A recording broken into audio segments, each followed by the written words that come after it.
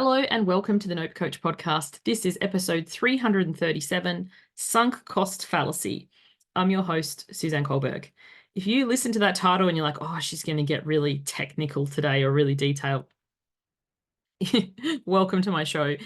This is my interpretation of sunk cost fallacy. So let me paint a picture for you. I was having a conversation with someone this morning and we were talking about whether you finish something, like the example was a book.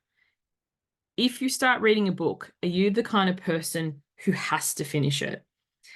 And I used to be. As soon as I started something, I had to finish it, especially if I had bought it. So say it was a library book that I borrowed from a library or a loaned book from a friend. If I started to read that and I was like, meh, then I didn't mind just returning it and not finishing it.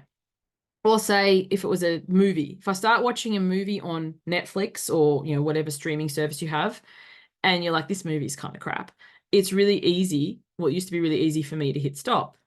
However, if it was a book I had bought, or if it was a movie, like if I'd actually gone to the cinema, if I had paid for it and I started to watch and it was kind of like meh, I would continue to read or I would continue to watch because I was like, I've paid for this. And that's what we were talking about this morning. It was kind of like the sunk cost fallacy. Like, I've invested money in this, so I need to keep seeing it through. Now, these examples, books, movies, TV shows, they're kind of trite, they're kind of light. That's exactly the point. Like, we could talk deep depths of, like a career. I did a medical science degree. It was the Bachelor of Medicine, Bachelor of Surgery, which is a 6-year degree. I got to 5.5 years and then I left. And so many people were like, why did you leave? Like, you were so close to finishing. But the thing is, when you graduate a doctor, you're a doctor of nothing. You need to do an internship and then a residency and then registrar training. Like, there's so many years still going. The sunk cost fallacy is that I've invested 5.5 years. I'd need to invest at least another decade, depending on the speciality I want to do, unless it was general practice. But still, it's a minimum of 3 years more time. Where do we look at the sunk cost? But pausing that and going back to the book or movie example, if you've bought a book, so you've spent $20, say, on a novel, that you've sunk $20 into it. If that book is a 10-hour read, you've sunk cost, like you've lost $20 of money. But if you know in the first 30 minutes of reading it that this is not for you, how are you not continuing to sink into it by continuing to read it? The money is spent, the money is sunk, but money isn't our only currency. The way I look at things, we have 3 currencies: money, time, and energy. So if I've invested $20 in a physical product like a book, and then it's going to take 10 hours to read that book, but I know in the first 30 minutes, like, this isn't for me, aren't I continuing to sink cost? It's not physical money, but it's time, which is another currency. And to me, time is our most valuable resource. We can never get it back. We can get money back. I could sell the book. Maybe I couldn't sell it for $20. Maybe I could sell it for 10. So I've sunk $10 into it, but I can make more money. I can't make more time. Like, time to me, we never know how much we're going to have. Like, I could get hit by a bus tomorrow. I could hit stop on this video, go outside and get run over. Like, that sounds terrible. And don't panic, people. But we never know when our time is up, when our clock is run out. We could have an accident. We could have an aneurysm. We could get suddenly sick. There's so many things that could happen. When we're looking at sunk costs and we're talking about money, what about time? And also, what about energy? Like, how much energy does it take to keep reading? Not just time, but energy is like brain energy. Does this character meet this character? Is the dog going to die? Like, my daughter and I just watched a movie yesterday, and the whole time I was on edge because I was like, is the dog going to die? It didn't. And then I was thinking about other characters in the show can die, and I'm never concerned. But if an animal dies, I find it heartbreaking. But, side note. But all of this to say, when we're looking at the sunk cost fallacy, something I want you to consider is not just cost as in money, but cost as in time and cost as in energy. How much do we have to put behind something that we keep going because I've paid so much for it or I've put so much time into it? But how much energy draw is it still taking? Like, example of this is friendships. Like, I'm sure most people listening to this, we all tend to have that one friend, the one that is a real energy drain. It's like an energy vampire. Like, you might be having a great day, and then you get a text message or a phone call, and then immediately, as soon as you see their name or you read that, you just have this sinking feeling like all the joy has been sucked out of your life. And they're talking about the same things that they always talk about. And, at the end of the conversation, they feel brighter and lighter having offloaded, and then we feel heavier and ugh. How much energy do we want to keep continuing to invest in that friendship? Sometimes we think, oh, it'll get better when they break up with their boyfriend, when they find a new job, when they move house. But sometimes it's like the same movie with different characters. As soon as this drama is sorted out, they have another drama. And, do we want to continue to invest our limited energy and time in that connection? So many times we think, oh, we have to. It's like, I've spent so many years building a relationship or building a connection or building this, but are we getting value from it? Like, I'm not saying that you have to go and say, you're not giving value to me, so you're gone. Like, nothing like that. But, we all tend to have at least one connection in our lives that we keep because of our version of the sunk cost fallacy. I've known them so long, I've put so much energy in or whatever. But when you meet someone new, the timeline can be collapsed in how fast you get together, you connect, because you just vibe, you're just on that same thing. And that rapport and those years can be shortened. And you can make connections that are enlivening and enriching, and you see them reach out, or you see their number, or you see a text from them and you're excited to hear from them. Like, imagine if all of your life was like that. Like, sometimes there are jobs that I just have to do. Like, I don't particularly like washing the dishes or hanging out the laundry. It's got to be done.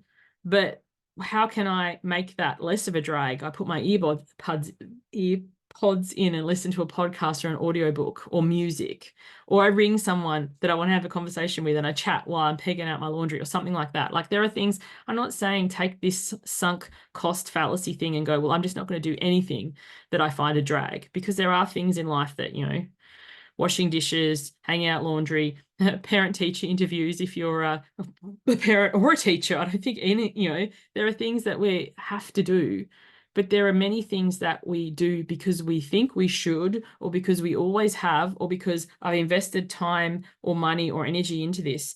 But do you need to keep investing? A couple of years ago, I did a really expensive mastermind. So if you're not in business, a mastermind is like it's like a group coaching thing. You pay an investment and people give you advice, and you have peers and you chat about growing your business and all this sort of thing. And I thought going into it, I would get one thing from it. But very soon into it, I realized what I thought was going to happen and what was actually happening were very different. Now, this was a big investment. I'd put over $10,000 into this mastermind, and it was a year-long commitment. But I very soon realized it wasn't what I thought it would be. And like, the sunk cost fallacy is what kept me turning up every week. But the thing is, the money was gone. There was a no money back thing. It was, we weren't a fit. I didn't do my due diligence on the front end. Like, that's a whole conversation for another day. But the money was gone. I didn't need to continue to keep investing my time and my energy to make up for it, because it wasn't going to make up for it. It wasn't what I thought I was. We weren't a fit. The ideas they were suggesting were not aligned with my personality. I'm an introvert. I don't want to go to in-person things. I don't want to cold call. Like, all the stuff they were suggesting just gave me the heebie-jeebies. So I stopped going. I just said, thank you very much. I won't be attending anymore. And people were like, oh, but you'd spent all this money. And I was like, yeah, I had. And it kind of sucked. But I didn't need to continue to spend time and energy in a place that wasn't aligned for me and didn't fit. So whether it be something small like $20 on a book that you've spent, that you've started to read and go, oh, actually, this isn't for me, or 10,000 on a mastermind or a business growth avenue that turns out doesn't align with what you have going on, where are you letting this sunk cost fallacy keep you ensnared and trapped, and continuing to invest your other currencies, time and energy, where you don't need to? Like, start somewhere small. Put down that book. Stop watching that TV show. Like, if you really need to know what happened in the show, Google it. Somebody would have done spoilers. Like, there was a TV show, oh, what was it called? Pretty Little Liars, years ago. I started watching it. I enjoyed like the first season, and then I didn't enjoy it, but it kept going, and I really wanted to know who the protagonist, who A was. So I just Googled it. I got the answers, and I didn't need to sink however many more hours watching into a TV show that I really thought was kind of crap, but in the beginning had so much potential. So there's been a lot in this episode, but what I encourage you to take away from this is have a think. Is there a book or a course or a show or something sitting around taking up space in your life that you, face it, are never going to finish? How can you declutter that? Can you take the book to a book library? Can you give it to a friend? Can you donate it? Can you get it out of your space? If it's a course or a digital product that you've downloaded that's taken up digital clutter on your computer, can you just like be done with that, delete it from your computer, free up some hard drive space, free up some mental space? Are there Facebook groups that you're in for a lifelong course that you haven't looked at in the last 5 years and are never likely to look at again? Can you leave that group? I remember I did that a few years ago. I realized I was in over 50 Facebook groups, some from paid courses, but many just free. But like, spacing yourself, giving yourself that space, removing yourself, like calling back your energy, it's incredible. It's freeing. And you realize you don't need to have parts of yourself. Like, in the back of my mind, I was like, what if somebody wants to work with me? Like, what if somebody tags me? The thing is, if somebody says, oh, you need to work with Suzanne on your boundaries, they can come find me. They can Google Suzanne Kohlberg. Like, trust that the energy and time and money that you did invest could still potentially pay dividends without you needing to be physically present. If you've planted the seed, depending on the situation, you don't always need to continue to be there to water it and weed it. Sometimes that, in the back of their mind, they still know who you are, or they could look you up or find you. You don't need to be there on the off hand that you may get tagged or somebody may ask you a question. Where is the sunk cost fallacy actually continuing to sink you further? And how can you free yourself from this so that you can continue to move forward? Thank you so much for tuning in. If you want to work on your boundaries, if you want to work on saying no to others so you can say yes to yourself, if you're like, actually, I do have so much of myself enmeshed and entied in so many different areas, this is something that we could work on together. This is the coaching that I do. Saying no to others so you can say yes to yourself, realizing that self first isn't selfish. If you head over to my website, suzannekohlberg.com, have a read. If you want to have a chat to me about potentially working together, there's a link there for an application form. But, I am so passionate about us overcoming these sunk cost fallacies and keeping ourselves in spaces that are actually holding us back because of something we invested, so that we can be free and move forward and do the things that we actually truly love to do. Thank you for joining me. Hope you catch you on the next one. Bye for now.